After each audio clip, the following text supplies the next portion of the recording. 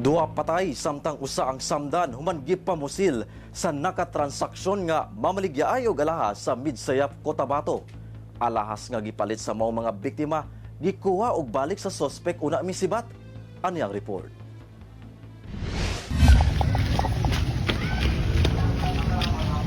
Daling gisubay sa mga residente ang gikahimutangan sa usa ka sakyanan human gipamusil sa kadalanan sa Purok Santan, Barangay Poblasyon 8, Midsayap, Cotabato, banda 3:30 Lunes sa hapon.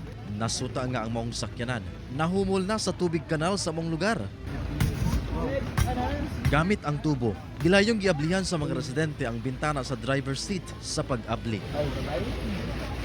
Mitambad ang nagbuyod nga 43 anyos nga lalaking driver ni ini. Kini ug ang 54 anyos nga lalaking sakay gidala pa sa ospital apan gideklara ng dead on arrival. Samtang ang laing 32 anyos nga lalaking sakay gilayong gipatambalan human nasamdan sa pagpamusil. Luwas sinuon ang lain pang 17 anyos nga lalaking sakay.